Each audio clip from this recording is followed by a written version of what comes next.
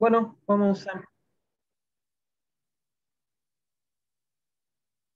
vamos a desarrollar el tema este que es ecografía fetal en el segundo trimestre. Eh, ¿Me escuchan ahí? Sí, Lucha. Bueno, el objetivo de desarrollar esta ecografía, bueno, básicamente es para determinar la edad gestacional. En esta ecografía sí sirve para establecer la edad gestacional, solamente si no se estableció durante la primera ecografía o no se hizo la primera ecografía. Eh, pero bueno, siempre debe ser una ecografía para correlacionar con la fecha de menstruación, digamos, y más que nada sirve para hacer mediciones fetales para la detección de anomalías del crecimiento, detectar malformaciones congénitas y embarazos múltiples. Lo que incluye en el examen de cribado prenatal, bueno, tenemos que evaluar lo que es la actividad cardíaca, el número de fetos, la cronicidad en el caso que sean embarazos múltiples, la edad y el tamaño fetal, ¿sí? Vamos a ir viendo cómo se va desarrollando el feto en esta ecografía, lo que es todo lo referente a la anatomía fetal básica, los aspectos placentarios y su ubicación. Y bueno, esto es una exploración que se debe hacer de rutina en el segundo trimestre. Eh, Se debe realizar entre las 18 y las 22 semanas de gestación. Eh, ¿Qué parámetros vamos a utilizar para hacer esta ecografía? Bueno, básicamente lo que es el diámetro biparietal, la circunferencia cefálica, la circunferencia o diámetro abdominal y la longitud de la diáfisis del fémur, que esto básicamente nos va a establecer lo que es la edad gestacional y el peso del feto. Y se pueden incluir otras medidas como es la longitud del húmero, la longitud del hueso nasal, el pie nucal, el diámetro cerebeloso, la cisterna magna y la longitud cervical, entre otras medidas. eh, También pueden ser puntuales para detectar otro tipo de patologías, ¿no?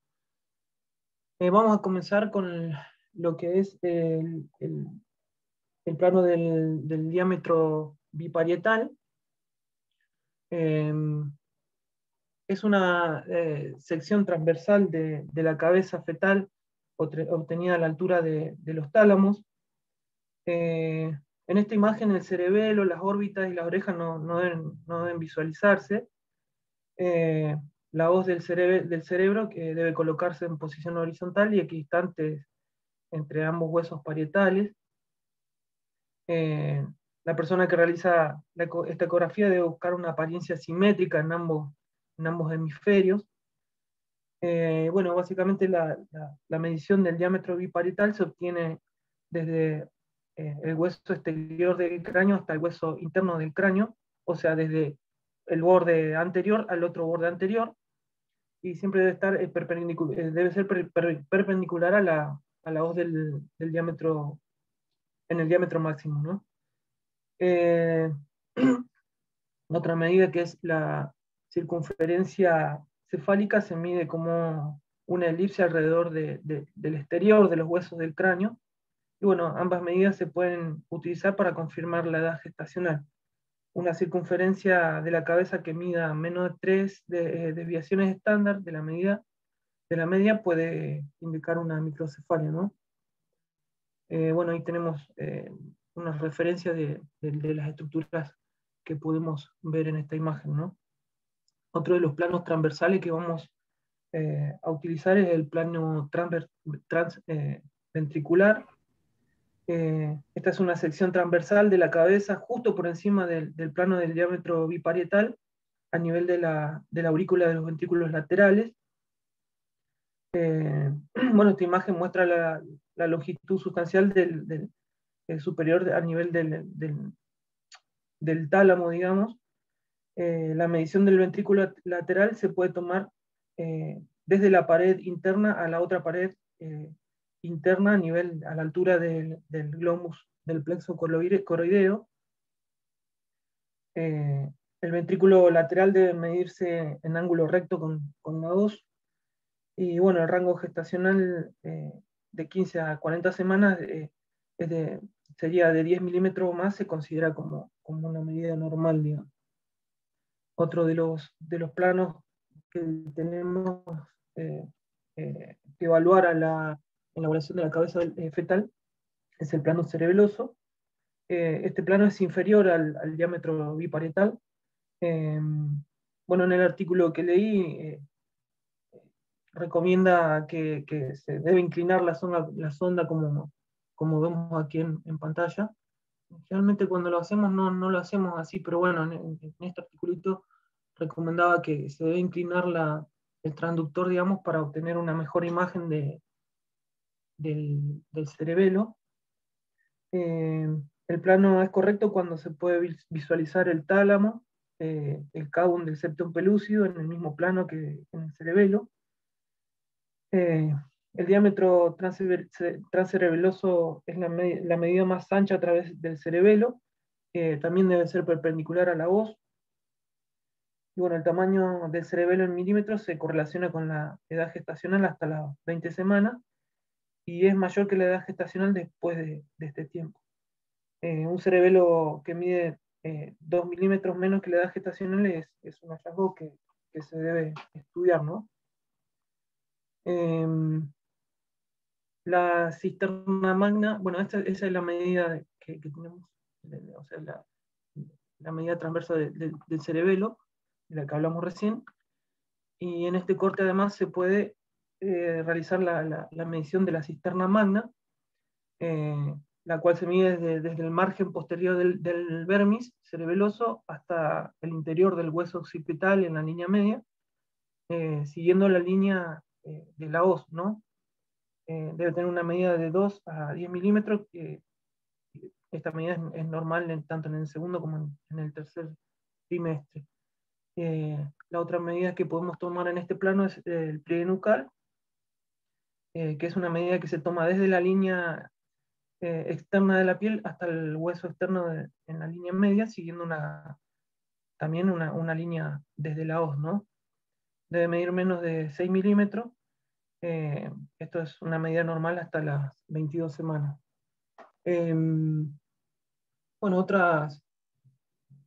continuando un poco la evaluación de la cabeza, debemos evaluar el rostro o la cara fetal, ¿no?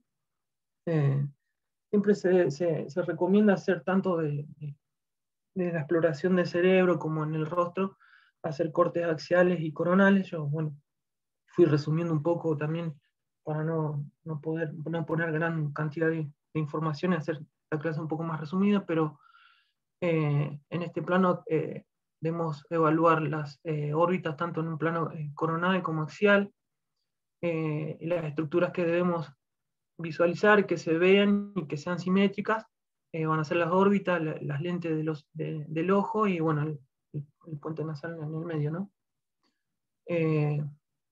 También para continuar evaluando el rostro fetal, debemos hacer un perfil para visualizar estructuras como el hueso nasal, el paladar duro, la mandíbula.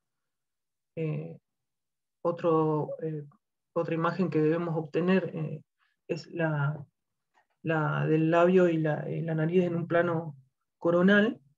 Esta es una imagen importante para tanto la anterior como esta, para detectar, por ejemplo, lo que es el labio leporino, ¿no? Esta es otra imagen de lo que también tenemos que explorar, una imagen axial del labio superior y el paladar duro, y del labio inferior. Dentro de lo que es el tórax, debemos evaluar, bueno, de esta región, digamos, vamos a decir que se ve de una forma regular, tiene que tener una transición suave con el abdomen, deben visualizarse las costillas que deben tener una curvatura normal, sin deformidades. Ambos pulmones deben verse homogéneos, sin evidencia de desplazamientos del mediastino, ni presencia de masas en el parénquima. Y bueno, se observa una interfaz diafragmática, que es lo que nos va a dividir el abdomen del tórax, ¿no? Como vemos aquí en la imagen, esa imagen hipocogénica, que es el diafragma, que nos divide ambas cavidades. Dentro de lo que es el tórax, debemos hacer una evaluación del corazón. Bueno, lo que puse ahí se aplica para todas las mediciones y todas las imágenes que tomamos en este tipo de ecografías, en la que la imagen debe ocupar un 75% de la pantalla, ¿no? Como explicó Natalia también en la clase anterior, sobre todo al establecer una medida que la imagen debe ocupar un mayor porcentaje de la pantalla, ¿sí? Para poder medir con más exactitud. En lo que es la evaluación cardíaca, está la evaluación cardíaca básica y extendida. Dentro de lo que es la básica, vamos a tener la vista de las 4 cámaras del corazón.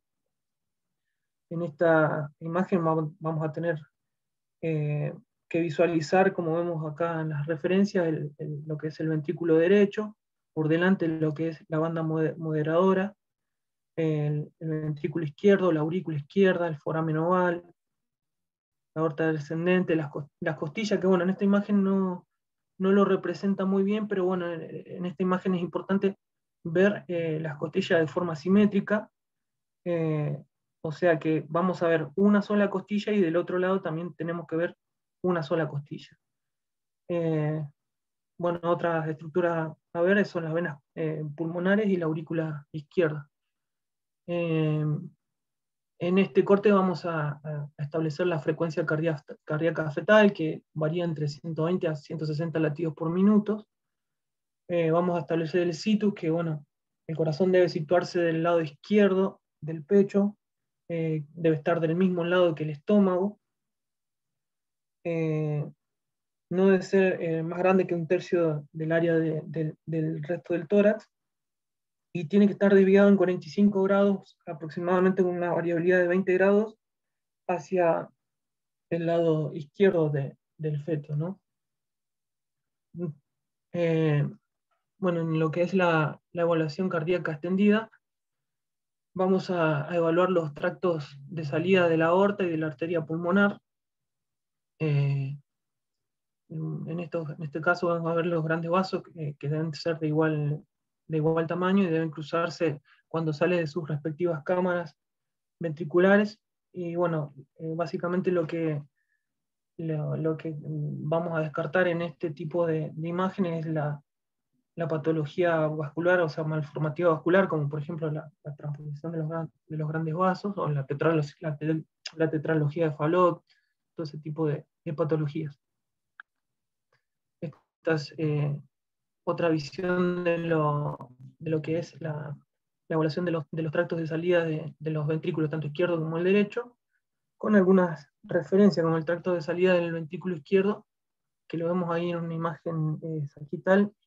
Tenemos que observar el ventrículo derecho, el izquierdo, parte del ventrículo derecho, el ventrículo izquierdo, las costillas, podemos ver la aorta descendente, la aurícula izquierda y la aurícula derecha, y el tracto de salida de la aorta ascendente.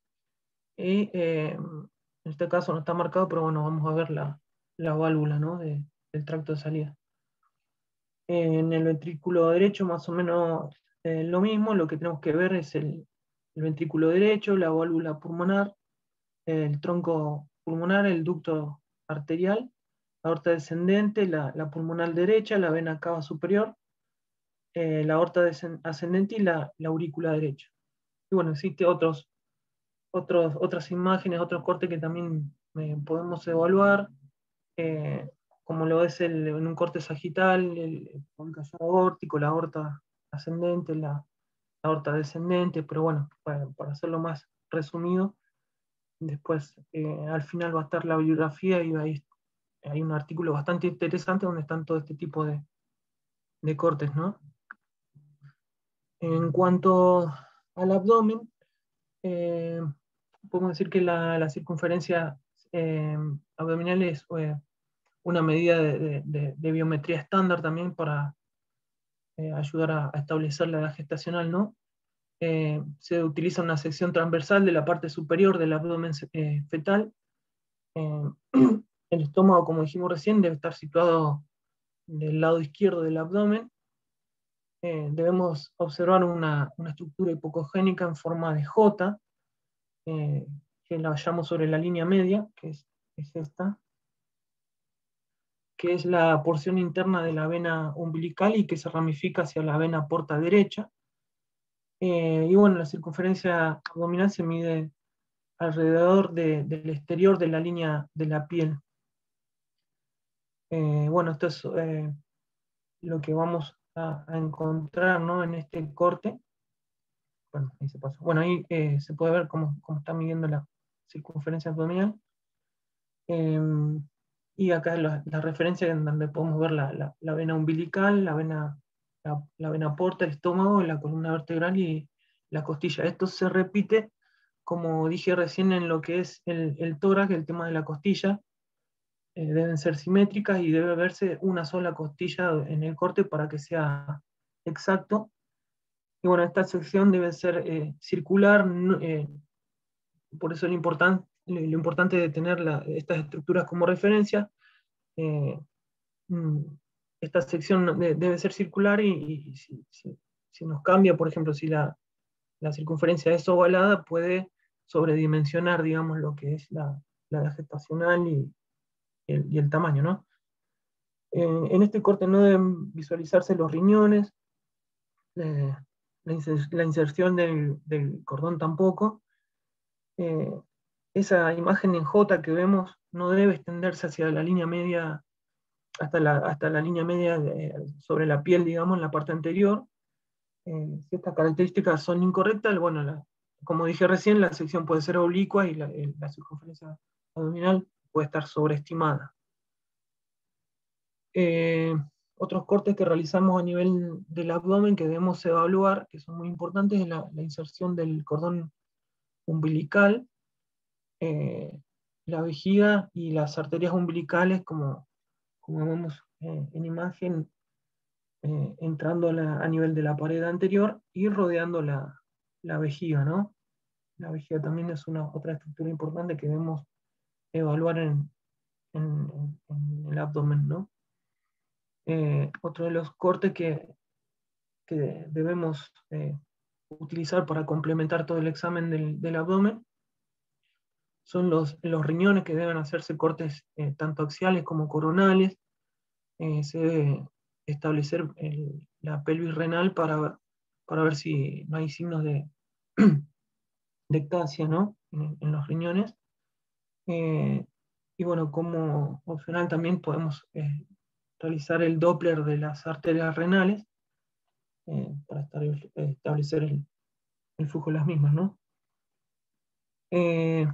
Dentro de lo que es el sistema osteomioarticular, otra de las medidas estándar que debemos realizar es lo que es la longitud del fémur, que es otra de las medidas que nos va a ayudar a establecer la edad gestacional.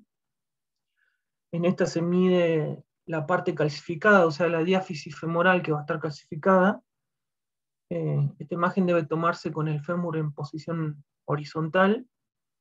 Se mide el fémur a través de la diáfisis osificada y debe medirse por la mitad del eje de este hueso. Bueno, acá tenemos una referencia, bueno, de lo que vemos en la imagen, el huesito calcificado y por debajo la sombra acústica, y la medida digamos, se realiza horizontalmente. Otra proyección básica para seguir con la evaluación de la columna, del sistema osteoarticular, del sistema esquelético, va a ser la visualización de la columna dorsal en planos sagitales, axiales y coronales también. Como vemos en esta imagen, es una imagen sagital de toda la columna. Abajo tenemos un plano coronal de la columna torácica y lumbosacra. Y en estas fotitos son planos axiales de la columna cervical, la torácica, la lumbar y la sacra. Continuando con la evaluación del sistema osteomiarticular, debemos evaluar la presencia de todos los huesitos, tanto de los miembros superiores como los inferiores. Bueno, acá no puse lo que es la cintura, tanto la cintura escapular como la pelvis, ¿no? Pero bueno, podemos ver que en esta primera imagen los huesos, ver los húmeros, ¿sí? Que también se pueden utilizar para medir y establecer una edad gestacional, los huesos del antebrazo, las manitos, y acá abajo lo mismo, los huesitos de la pierna. Esta es una imagen sobre todo del tobillo, que es otra estructura que hay que determinar, y los piecitos también. Bueno, en esta ecografía también lo que podemos establecer es el género fetal, que bueno, francamente a veces es muy difícil, sobre todo conseguir esta posición de que el feto tenga los muslitos un poco separados para que nosotros podamos visualizar las estructuras y ahí poder establecer el género fetal, ¿no? Y por último, vamos a ver lo que es a estudiar lo que es la placenta y el cordón. Ya dijimos anteriormente que el cordón lo evaluamos en la entrada a nivel de la pared anterior del feto, y ahora vamos a evaluar su inserción a nivel de la placenta. Y bueno, la placenta tiene generalmente un aspecto uniforme, puede aparecer en su espesor pequeños lagos vasculares hipocogénicos que no parecen significativos, pero bueno, cuando estos lagos son muy grandes, miden más de 2 centímetros, es un signo que hay que tener en cuenta, sobre todo en el crecimiento retardado intrauterino, ¿no? Y bueno, acá se debe identificar dónde se inserta el cordón en la masa placentaria. Debemos describir en su inserción marginal en dónde se inserta, si es superior izquierdo, inferior derecho, etc. Y bueno, se sugiere una placenta baja si la placenta se encuentra a menos de 2 centímetros del orificio cervical interno, ¿no? Bueno, esto fue todo, bueno, una clase bastante cortita, pero bueno, eh, esta es la bibliografía. A ver, el segundo, el tercer eh, artículo está muy bueno, tiene bastante cositas para tener en cuenta. Eso fue todo, muchas gracias. Muy buena, Lucha, muy buena la clase, muy linda la diapositiva, muy gráfica. Sí, la verdad que sí, es bastante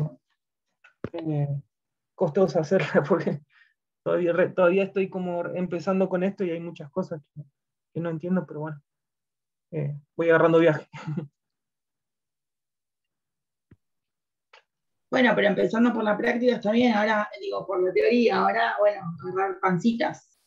Sí, es cuestión de también, más que teoría, agarrarle la mano, la verdad que uno lo ve lindo con las fotitos, pero al momento de hacer la ecografía, la verdad que cuesta un montonazo.